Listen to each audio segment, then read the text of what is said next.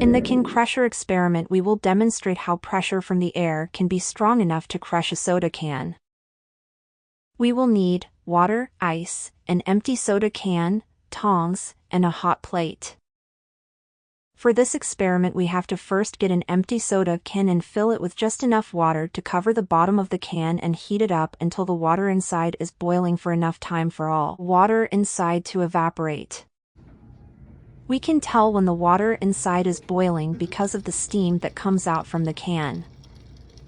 You should let the water boil for around 30 seconds. While waiting for the can to heat up, prepare a bowl of ice water for the next part of this experiment. Once the hot can is ready, carefully use the tongs to grab the can and flip it over into a bowl of ice water. As you can see, once the can touches the cold water, it gets crushed. The can gets crushed because of the pressure that is pushing on the can. The pressure outside the can is greater than the pressure inside the can. This is because air pressure is different depending on the temperature of the air. For this, we have to understand what heat is. Heat is simply atomic motion. Cold air is high in pressure because the cold atoms don't move as much and stick close together.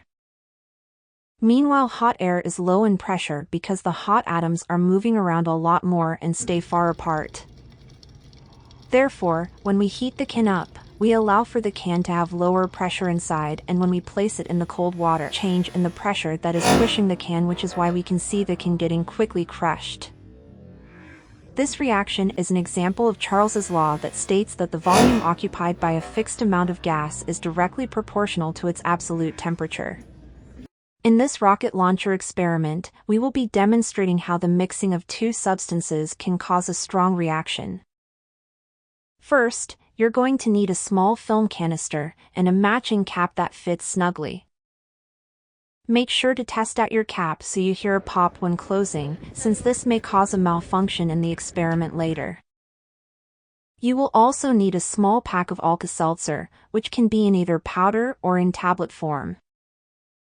Grab your canister and pour water into it until it is 1/2 or 3/4 full, and put it aside. Next, you will grab your Alka-Seltzer and place it into the cap until it is full. Once done, you're going to grab both your canister and the cap and quickly close it, flip it over, and place it onto the ground with the cap towards the floor. Wait a couple seconds, and your rocket will then launch into the air. Now, you may be wondering, how is this experiment even able to happen? Well, it's simple. Alka-Seltzer is made up of citric acid and sodium bicarbonate, which you may commonly recognize as baking soda. When this is added to water, an acid-based reaction, also a chemical reaction, is now occurring, which causes the water in Alka-Seltzer to begin to bubble. These bubbles are actually the carbon dioxide that is being produced due to the reaction. This gas is now causing pressure to build up inside of the canister. It's just very small. Once there is enough pressure built up inside, it will cause the film canister to pop open and launch up into the air.